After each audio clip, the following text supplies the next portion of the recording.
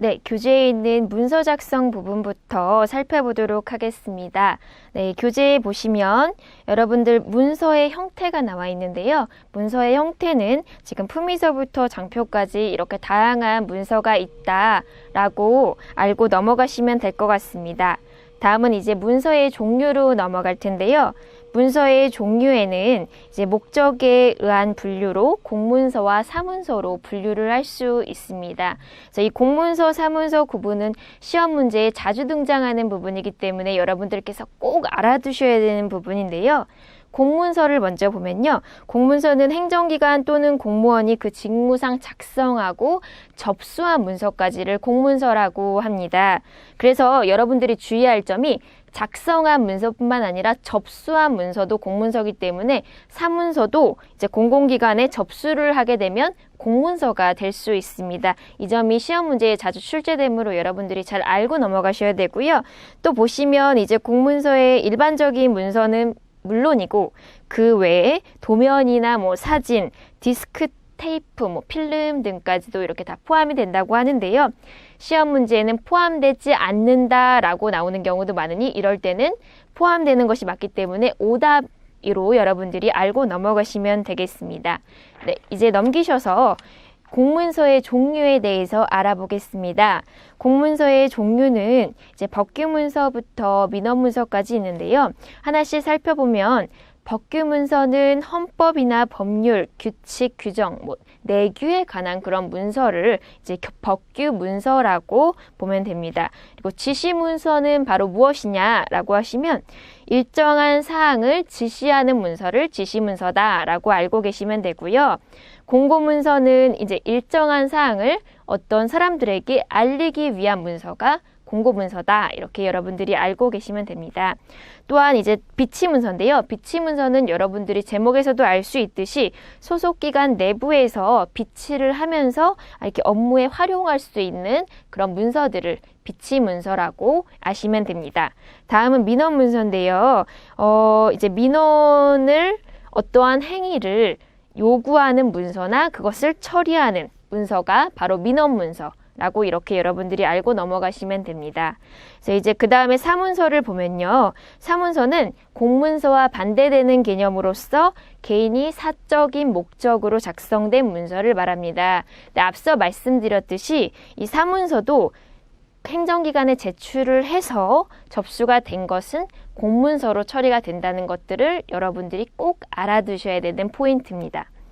그리고 다음은 수신대상에 의한 분류인데요. 수신대상에 의한 분류에는 이제 사내문서와 사외문서가 있습니다.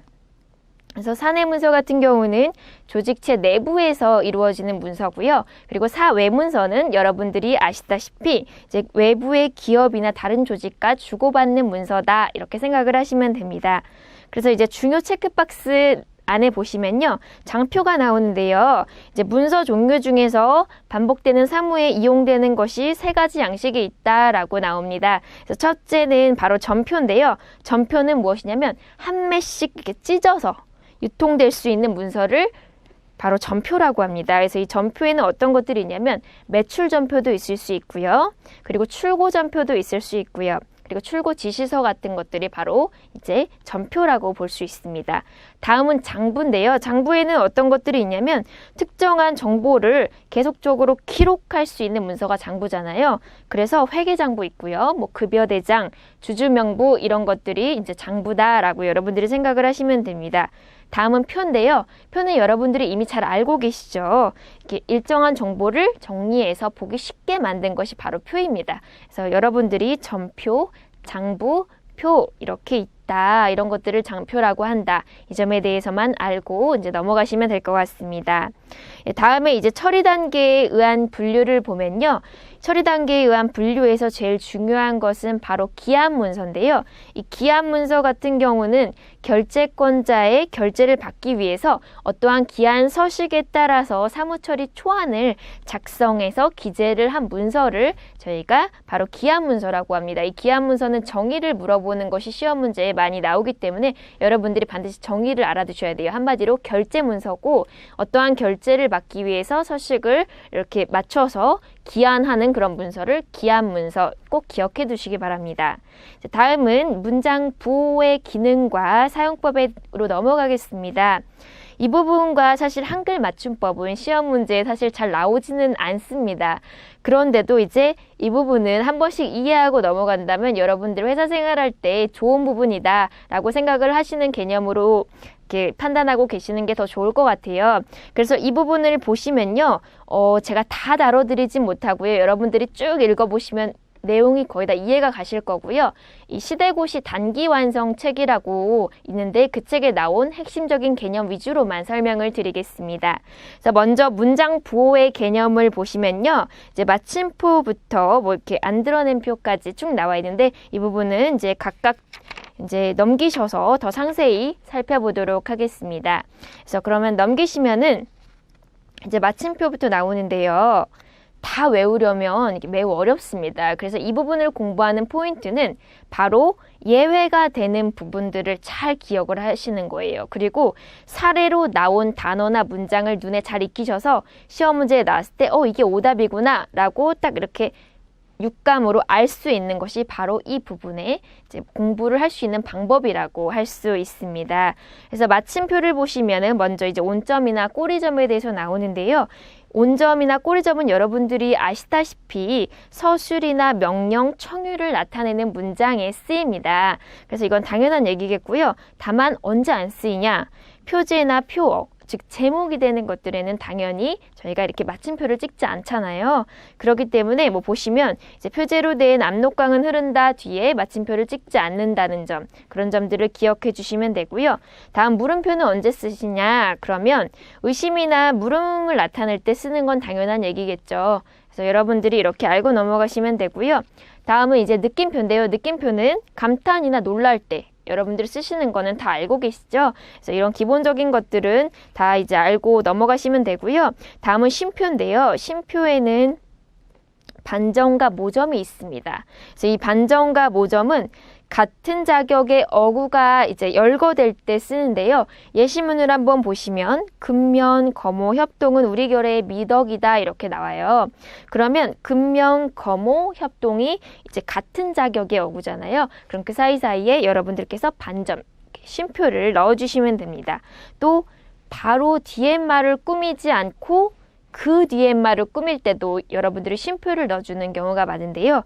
예시를 보시면 슬픈 사연을 간직한 경주 불국사의 무영탑 이렇게 나오는데 슬픈 사연을 간직하는 게 불국사를 꾸며주는 게 아니에요. 뒤에 있는 무영탑을 꾸며주는 거잖아요. 그래서 이렇게 바로 뒤에 있는 것이 아니라 그 더 뒤에 있는 말을 꾸밀 때는 가운데 쉼표를 넣어준다 이런 얘기가 교재에 나와 있습니다. 그리고 나머지 이제 어떤 경우에 쓰이는지는 쭉 읽어보시면 되고요. 넘기셔서 이제 그 가운데점 부분에 대해서 살펴보겠습니다. 가운데점 부분은 가운데 점이 찍히는 걸 의미를 하는데요. 열거된 단위가 대등하거나 아니면 밀접한 관계일 때 주로 사용을 합니다. 그래서 이제 쉼표로 열거된 어구 사이에서 또 다른 단위로 더 여러 단위로 나눠질 때 쓰이는데요. 이게 무슨 말씀이냐면 이제 철수, 영희 이렇게 사이사이에 쉼표가 있잖아요. 그럼 그 쉼표 사이에 철수랑 영희를 또 구분해주기 위해서 가운데 점이 들어갈 수 있다는 말입니다. 그리고 다음은 특정한 의미를 나타내는 이제 그런 날짜, 숫자에 쓰일 수 있는데요. 예를 들어서 3.1운동 이런 특별한 날짜를 알기 위해서는 3하고 1 사이에 가운데점을 표시를 해서 3 가운데점 1 운동 이렇게 표시를 할 수 있다. 이렇게 여러분들이 알고 넘어가시면 됩니다. 다음은 쌍점인데요. 사실 이 쌍점과 가운데점은 이렇게 두 개를 바꿔가지고 시험 문제에 냅니다. 그래서 쌍점을 사용하는 경우에다 가운데점을 넣어놓고요. 가운데점을 사용할 때 쌍점을 넣어서 틀린 오답을 찾아내는 경우가 많습니다. 그래서 여러분들이 이 두 개는 구분을 할 줄 아셔야 돼요. 그래서 쌍점 같은 경우는 내포되는 종류를 들적에 사용이 됩니다.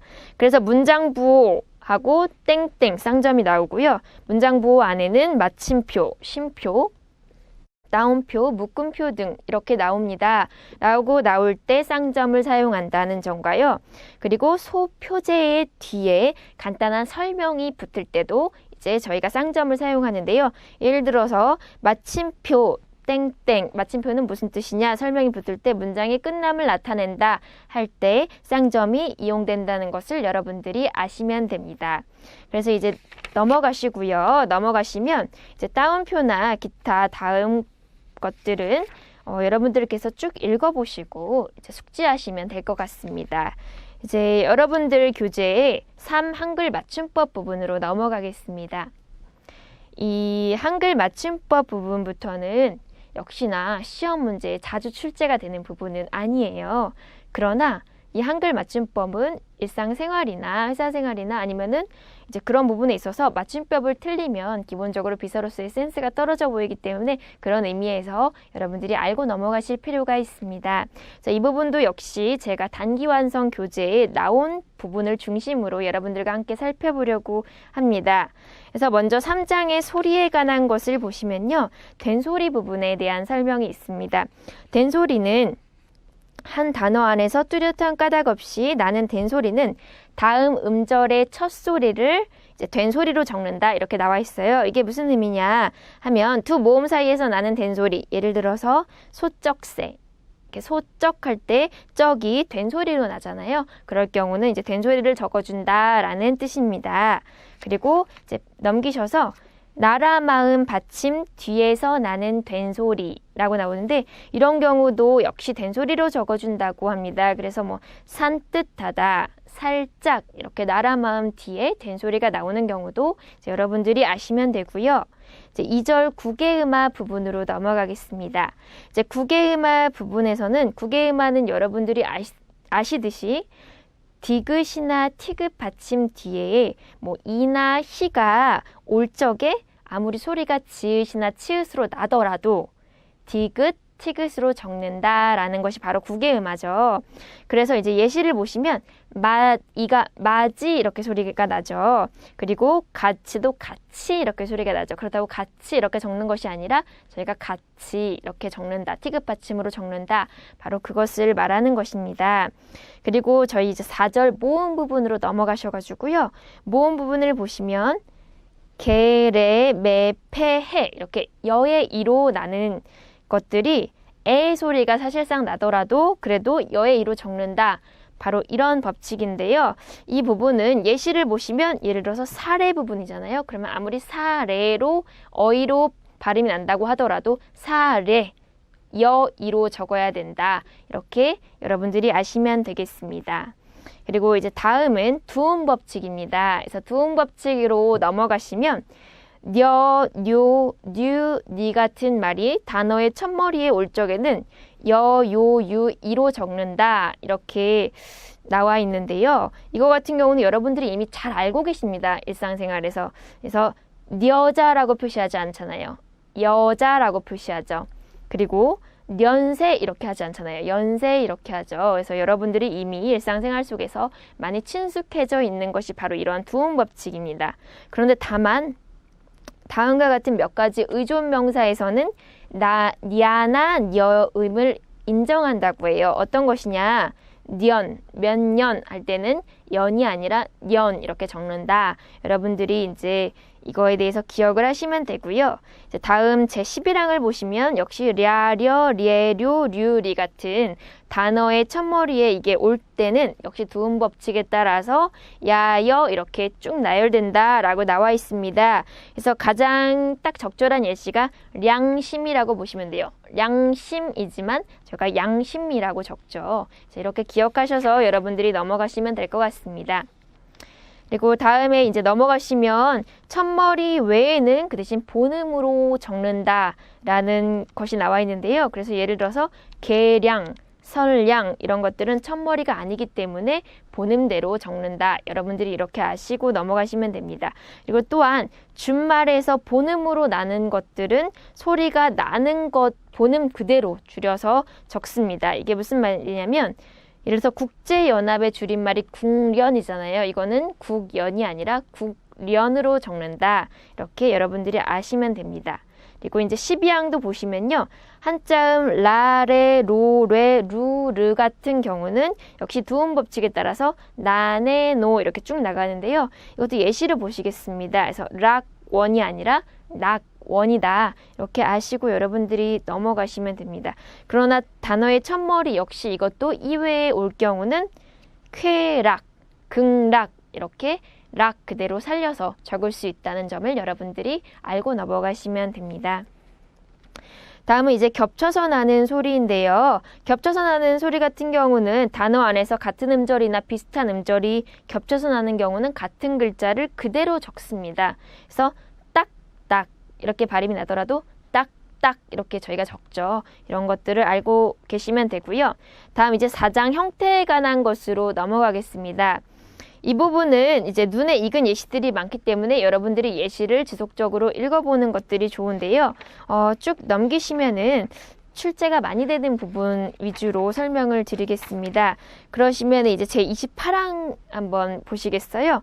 제 28항에 끝소리가 리을인 말과 딴 말이 어울릴 적에는 리을 소리가 안 나면은 나지 않는 대로 적는다는 것입니다. 이게 무슨 소리냐면 사례를 보면 딸과 님이 결합을 하잖아요. 그러면 저희가 딸님이라고 하나요? 아니죠. 따님이라고 하죠. 그렇게 리을 소리가 안 나는 것은 안 나는 대로 적는다. 바로 이 뜻입니다. 그리고 29항에 보시면 리을인 말과 다른 말이 어울릴 때 리을이 아니라 디귿 소리로 난다. 그러면 디귿을 적어라. 바로 이런 뜻입니다. 그래서 바느질 꼬리. 이거는 저희가 바느질 꼬리라고 적지 않죠. 반즉 꼬리라고 적고 디귿 발음이 나잖아요. 그러면 리을이 아니라 디귿으로 적는다라고 여러분들께서 아시면 됩니다.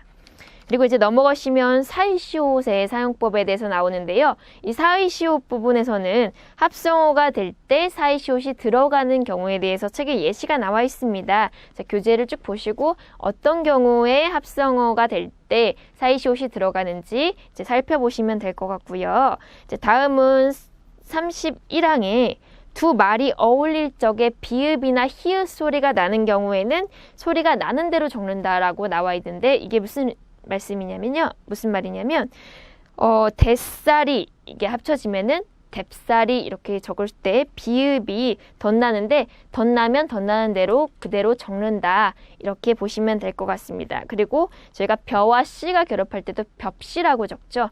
비읍이 덧난다 그런 뜻이고 또 히읗 소리가 덧나는 경우도 있습니다. 히읗 소리 같은 경우는 머리하고 가락을 결합을 하면 여러분들이 머리가락 이러지 않으시죠? 머리카락이라고 하시잖아요. 바로 히읗이 덧나서 히읗과 기역 가락이 합쳐져서 키역이 되는 거예요. 그래서 머리카락 이렇게 생각을 하시면 됩니다. 그래서 이렇게 적어준다라는 것들을 여러분들이 아시면 됩니다. 그러면 이제 넘기셔가지고 띄어쓰기 부분 이제 살펴보겠습니다. 띄어쓰기는 사실 틀리기 쉬운 부분이잖아요. 저희가 뭐 카카오톡을 할 때나 문자 메시지 등을 보낼 때도 이 띄어쓰기는 이제 틀리는 경우가 많아서 사실 틀려도 잘 모르는 경우가 많아요. 근데 이제 기업에서 사용을 할 때는 띄어쓰기 틀리면 문서에서 신뢰도가 떨어지거든요. 그래서 한번 주의를 해서 여러분들과 함께 살펴보고 넘어가고자 합니다. 그래서 4절의 고유명사 및 전문용어 부분을 보시면요. 이제 성과 이름, 이렇게 이름 띄어쓰기는 문제로 자주 출제가 됩니다. 그래서 성과 이름이나 성과 호등은 붙여 쓰고 그 밖에 이제 호칭이나 관직명은 띄어서 쓴다 이렇게 나와 있어요. 그래서 예를 보면 박동식 이렇게 성과 이름은 붙였습니다. 그러니까 뭐 이름이 최송화다 그러면은 이름과 성과 이름은 붙여서 최송화 이렇게 붙여서 쓰는 거예요. 그러나 박사라는 그런 직위, 뭐 대리, 이렇게 과장 이런 직위나 호칭, 관직명 등은 이름과는 떨어져서 쓴다 이렇게 여러분들을 띄어서 쓴다 이렇게 알고 넘어가시면 됩니다. 그리고 또 보시면 성명 이외의 고유명사는 사실 단어별로 띄어쓰기 원칙인데요. 단위별로 이렇게 붙여 쓰는 것을 허용하기도 한다는 얘기예요. 이게 무슨 말씀이냐면 대한중학교 뭐 어떤 중학교 이름이 있을 때 사실은 대한중학교 이렇게 띄어서 써야 됩니다. 그런데 대한중학교 붙였어도 사실 틀리진 않고 허용이 된다는 얘기예요. 그리고 전문용어 같은 경우도 사실은 단어별로 띄어쓰는 게 원칙이에요. 그래서 만성, 골수병, 백혈병 이렇게 만성, 골수병, 백혈병 이렇게 따로따로 띄었어야 됩니다. 그러나 이렇게 붙였어도 사실은 상관없다. 예외가 허용된다는 의미죠. 여러분들께서 이 점 알고 넘어가시면 될 것 같습니다. 네, 이제 저희 교과서 교재를 넘어가셔가지고요. 56항을 보시겠습니다.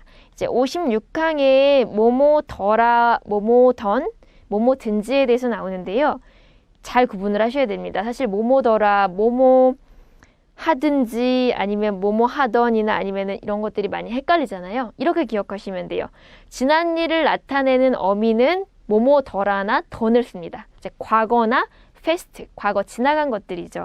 그러나 물건이나 일의 내용이 가리지 아니한다 이런 내용으로 쓸 때는 든지로 적습니다. 그래서 예를 보면 쉬운데요. 지난 겨울은 몹시 춥더라 했을 때 지난 일이죠. 그러면 더나 더라를 적는 거예요. 그렇기 때문에 몹시 춥더라 이렇게 나온다고 보시면 됩니다. 그리고 깊던 물이 얕아졌다라고 할 때요. 깊던 이것도 역시 과거에 깊었던 거죠. 지금은 좀 안 깊고 얕아졌다는 얘기잖아요. 과거의 얘기기 때문에 이것도 역시 깊던이라는 표현을 쓰는 게 맞습니다. 그리고 이제 2번 보시면 물건이나 일의 내용을 가리지 아니할 때는 든지를 쓰는데요. 예시를 보시면 배든지 사과든지 마음대로 먹어라. 너가 나한테 연락을 하든지 말든지 마음대로 해라 할 때는 이제 든지를 사용한다. 이렇게 아시면 됩니다. 이제 이렇게 던지나 그리고 든지는 여러분들께서 잘 구분을 하고 넘어가셔야 되고요. 그 다음에 이제 57항을 보시면 여러분들께서 헷갈릴 만한 그런 예시들이 많이 나옵니다. 그래서 몇 가지 중요한 포인트만 짚고 넘어가면요. 이제 교재에 보시면 붙이다와 붙이다가 나옵니다. 그래서 붙이다는 어느 경우에 쓰냐면요. 편지를 붙이다, 아니면 빈대떡을 붙인다, 아니면은 회의에 붙이는 안건이다. 이럴 때 사용을 하고요. 그 다음에 붙이다 라고 해서 티귿 받침의 경우는 어느 때 사용을 하냐면요. 우표를 붙이다. 그리고 흥정을 붙인다. 그리고 감시원을 보디가드를 붙인다. 이럴 때 티귿 받침을 쓰면 됩니다. 이제 넘기셔가지고 이제 자격과 수단으로서 뭐뭐으로서는 여러분들 헷갈리면서도 많이 또 알고 있는 것이에요. 그래서 사람으로서 이렇게 자격을 나타낼 때는 서고요. 그 다음에 수단, 닭으로서 이렇게 했을 때는 수단으로 할 때는 쌍시옷해서 써 이렇게 표시를 하시면 됩니다. 그러면 여러분 비서로서는 어떻게 될까요? 서겠죠. 당연히 자격이니까 구분을 그렇게 하시면 됩니다. 다음은 이제 교재에 나오진 않는데 많이 틀리는 것 위주로 제가 정리를 해봤습니다. 여러분들 이제 카톡이나 아니면은 문자메시지 보내실 때 어떻게 하지? 랑 어떡하지? 이거 많이 틀리시잖아요. 그래서 틀리지 않는 것이 더 신뢰성이 있어 보이겠죠. 그래서 여러분들 잘 기억하실 것이 어떻게 할 때는 히읗 받침입니다. 그리고 어떡하지? 나 이제 어떻게 할 때는 기역 받침입니다. 그런데 사람들이 실수로 어떡하지 할 때 히읗 받침을 거서 어떻하지 이렇게 적는 경우가 있으세요.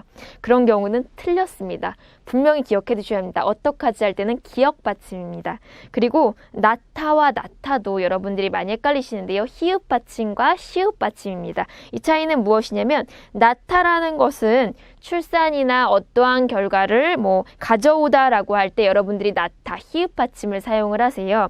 그래서 예시를 보면 내 아이를 낳다라고 할 때는 히읗 받침입니다. 그리고 그는 우리 학교가 낳은 최고의 인물이야 라고 할 때 그것도 결과를 나타내잖아요. 그래서 히읗 받침이고요. 그러나 겨울보다 여름이 낫네, 아니면 아파도 나는 출근하는 게 낫더라, 이렇게 되는 경우는 시옷 받침.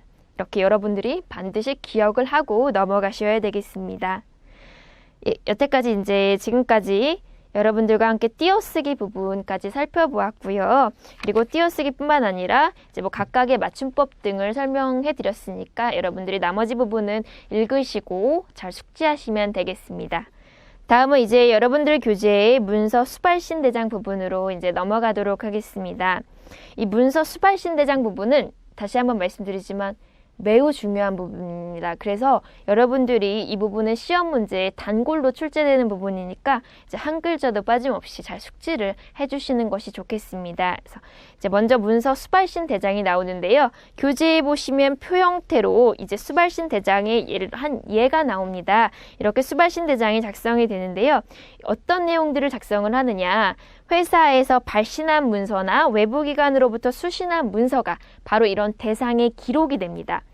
그래서 바로 그런 것들 위주로 기록 대상이 되는데요.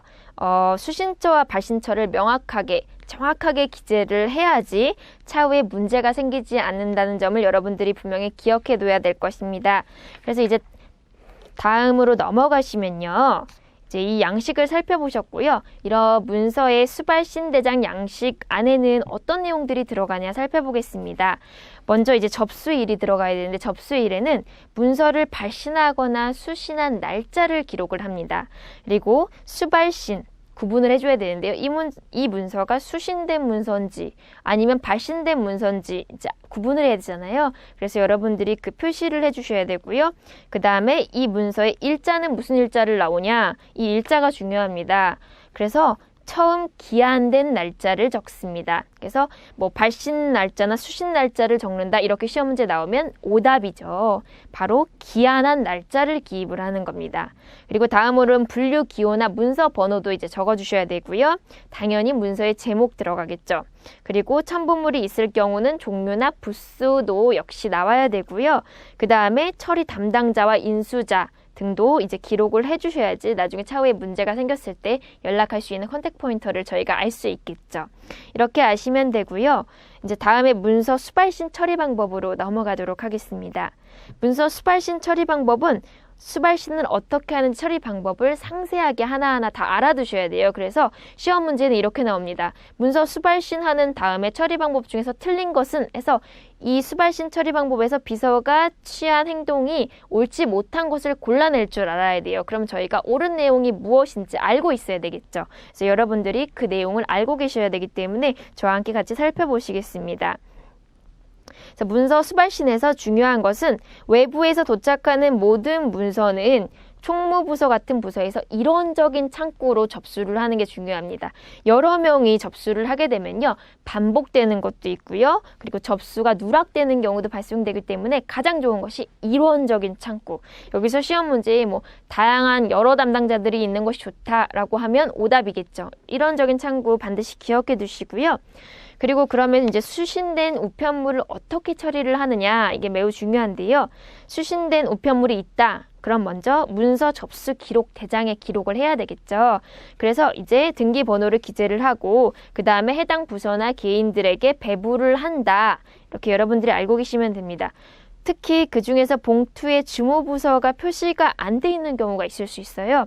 그러면 그때는 이제 어쩔 수 없이 봉투를 개봉을 해서 내용을 한번 봅니다. 그래서 이게 어느 부서에 보낼지 판단을 하고 그 부서에 보낼 때 그 부서에서 이 봉투가 왜 뜯어져 있지? 라고 생각을 할 수가 있어요. 그렇기 때문에 뭐 이렇게 메모 같은 것에다가 봉투에 주무부서가 표시가 안 돼 있어서 저희가 어쩔 수 없이 읽었습니다. 라는 간단한 내용을 적어서 이제 포스트잇으로 붙여서 그 부서에게 전달을 하는 것이 또한 센스 있는 행동이겠죠. 그래서 이런 내용들도 시험 문제에 나오기도 하니까 여러분들이 아셔야 될 겁니다.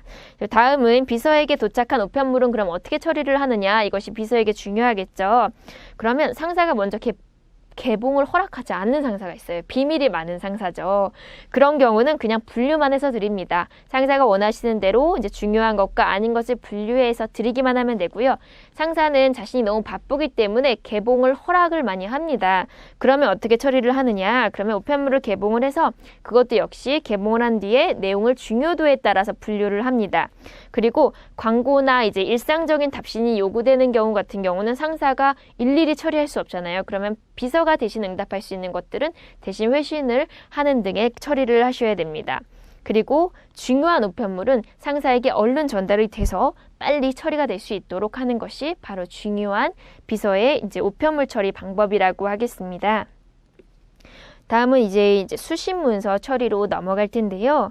이제 수신 문서는 받은 날짜가 매우 중요합니다. 문서에게 있어서 언제 받았는지, 이제 언제 회신을 할지는 매우 중요한 사항인데, 그래서 문서를 받으면 개봉을 합니다. 그래서 이제 서류에 여백이 있을 거 아니에요. 그럼 여백에다가 접수 이제 일부인 날짜 도장을 찍습니다. 그래서 언제 접수됐는지 차후에 그 문서를 보더라도, 우편물을 보더라도 이날 접수됐구나 라고 알 수 있을 정도로 여러분들이 이제 날짜 도장을 찍어주시는 것이 중요해요. 그래서 이 날짜 도장의 장점이 무엇이냐라고 말씀을 드리면, 이제 우편 사정으로 혹시나 연착일 때 경우가 있잖아요. 그럴 경우 왜 아직도 회신이 없으세요? 라고 고객사에서 이제 문의가 들어오거나 이제 상대방 회사에서 문의가 들어왔을 때 저희는 이 날짜에 받았습니다 라고 도장을 찍어 놓으면 해명을 할 수가 있어요. 그래서 이제 업무상 그런 점에서 장점이 있고요.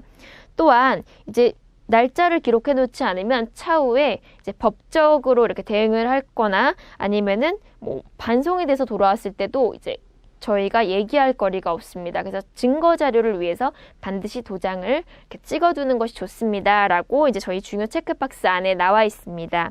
참고하시고요. 이제 수신 문서는 상사에게 전달을 할 때 공적인 것과 사적인 것을 구분해서 드려야 하고요.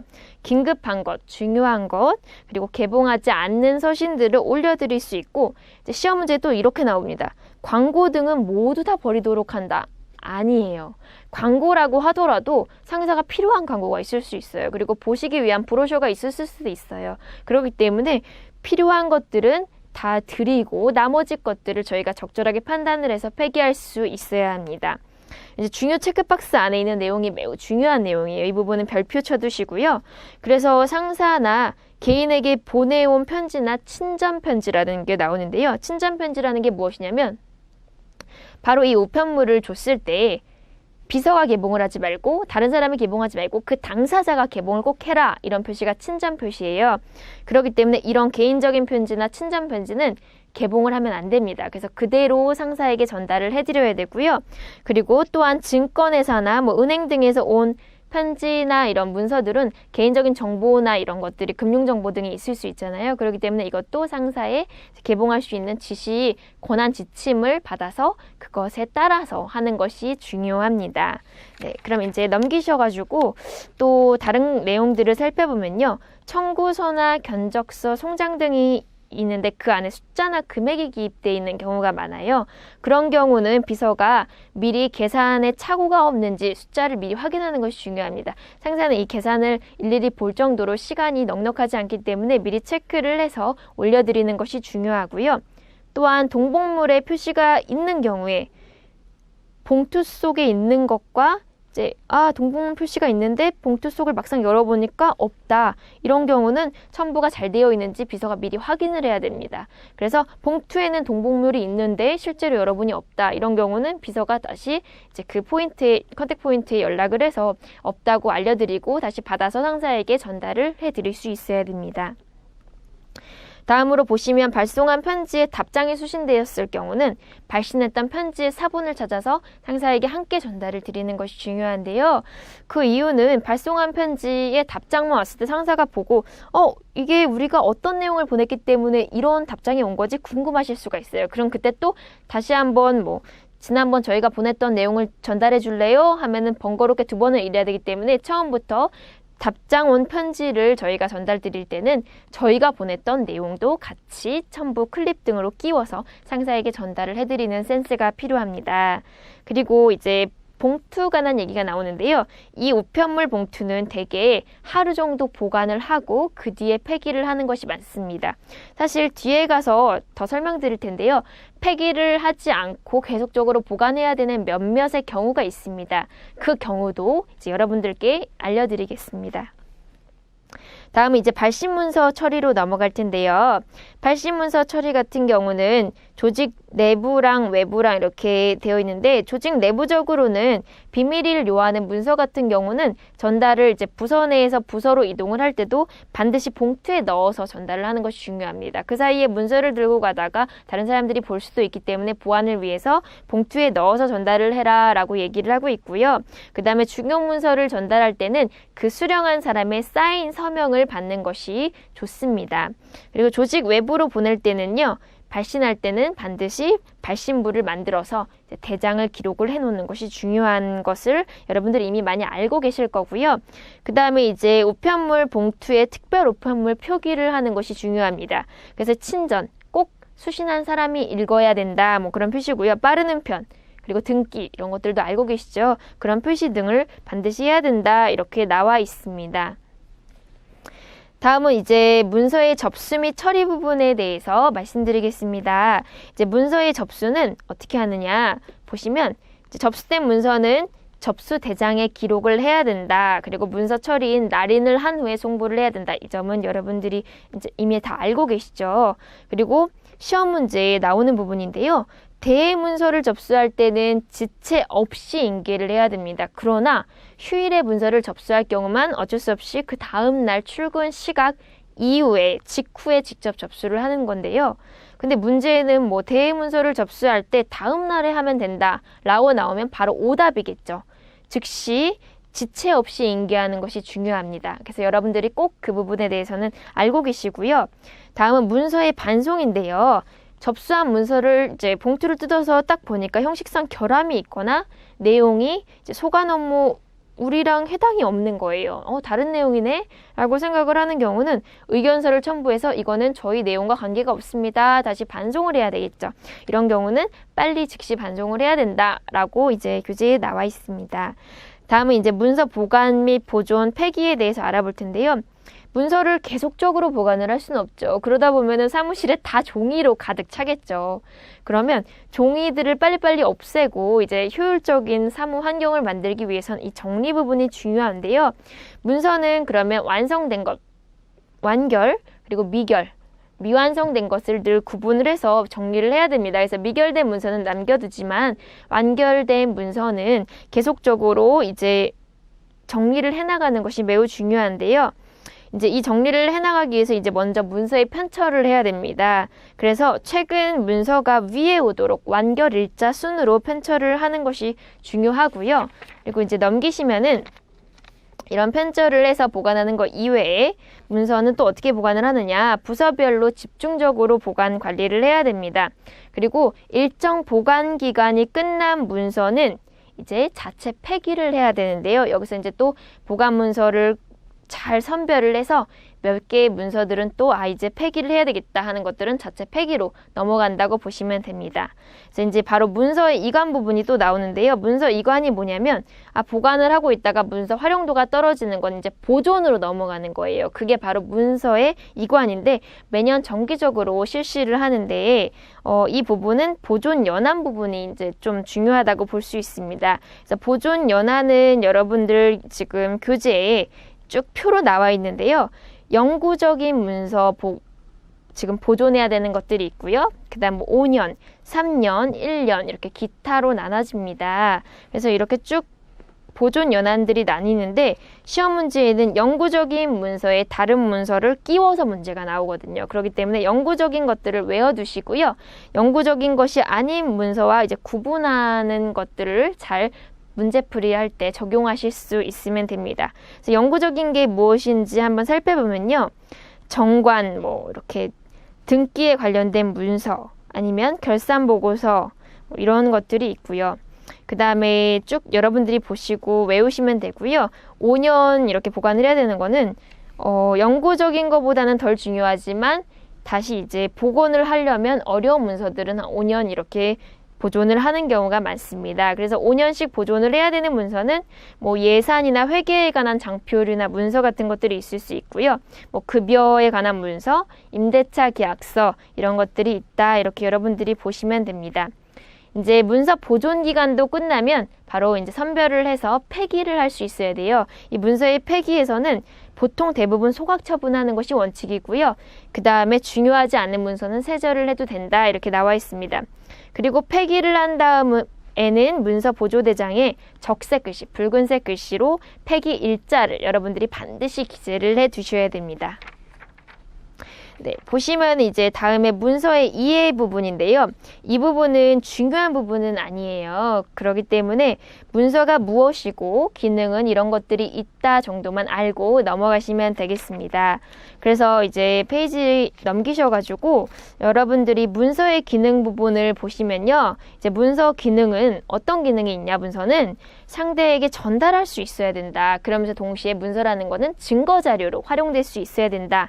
이 점이 있고요. 있는데요. 그럼 이렇게 우리가 문서를 왜 작성을 하느냐? 굳이 문서를 작성해야 되는 이유가 뭐냐? 목적이 뭐냐? 라고 했을 때 먼저 문서 작성의 일반 사항에 대해서 교재에 나와 있습니다. 그래서 문서 작성은 한글로 쓰는 것을 원칙으로 하고요. 그리고 이제 간명한 기술, 당연히 이제 간단 명료하게 쓰는 것이 중요하겠죠. 그리고 세로보다는 가로로 쓰는 것을 원칙으로 하고요. 표준어를 사용하는 것이 원칙입니다. 그리고 숫자는 아라비아 숫자로 한다고 나와 있고요. 그 다음에 일시는 숫자로 표시를 하고 연어린의 문자는 생략을 하고 온점을 찍어서 이제 구분을 한다. 이렇게 나와 있습니다. 그리고 시간은 대부분 문자로 생략하고 이제 시분 사이에 2점, 쌍점을 찍어서 표시를 한다. 이렇게 나와 있습니다. 그리고 대부분 원칙은 A4 용지를 사용하는 것이 좋다. 이렇게 문서 작성의 일반 사항에 나와 있고요. 그렇다면 이러한 문서가 어떻게 구성이 되어 있느냐? 이제 뒷부분에 더욱더 자세히 나오기 때문에 다음 강의에서 상세하게 말씀드릴 텐데 여기서는 간단하게만 말씀드리겠습니다. 이제 두문, 본문, 결문으로 나눠져서요. 두문에는 이제 기관명이나 수신자 등이 나오고요. 본문에는 이제 당연히 제목이 나오겠죠. 그리고 내용도 나오고요. 첨부물까지 이렇게 나온다고 보시면 됩니다. 그리고 이제 결문에는 발신명의와 그리고 수신자란이 들어가고요. 그 다음에 뭐 기한자, 합의자, 결재권자 이렇게 쭉 들어가고요. 나머지 이제 문서번호 등 기타 사항들이 결문에 들어간다. 이렇게 여러분들이 알고 계시면 됩니다. 이 부분도 시험 문제에 본문에 들어갈 내용이 결문에 들어간다든가 이렇게 바꿔서 출제가 될 수 있기 때문에 각각의 두문, 본문, 결문에는 어떠한 내용들이 들어가는지를 여러분들이 알고 계시면 됩니다. 이렇게 문서를 작성하는 그럼 진짜 이유가 뭘까요? 정확한 사실 전달, 정보 전달이 목적이 크겠죠. 문서라는 것은. 자, 아무래도 구두로 얘기하면 다음번에 또 바뀔 수가 있고 번복될 수가 있기 때문에 더 사실을 정확하기 위해선 문서를 작성하는 것이 좋겠죠. 그리고 당연히 기록 보존입니다. 문서를 작성하면 이제 아무래도 권한이 부여되고 기록이 보존이 되기 때문에 아무래도 문서 작성하면 조심스럽게 작성을 하게 되잖아요. 이것처럼 기록 보존할 수 있는 그런 이유에서 저희가 문서를 작성을 합니다. 다음은 문서 작성법인데요. 당연한 얘기예요. 작성을 하고 있는 것이 무엇인지 명백하게 저희가 알고 선택해야 됩니다. 그리고 전체를 한눈에 이해할 수 있게 당연히 문서가 작성돼야 되고요. 네, 오탈자 안 된다는 거. 그리고 숫자나 고유명사 등의 잘못된 표기도 신뢰감을 떨어뜨린다는 걸 반드시 기억을 해주세요. 그리고 형식과 내용이 조화를 이루는 것이 중요하다라고 이렇게 교재에 나와 있습니다. 네, 지금까지 이제 문서 작성 목적에 대해서 살펴봤고요. 이제 다음 내용부터는 다음 강에서 이어서 말씀드리도록 하겠습니다.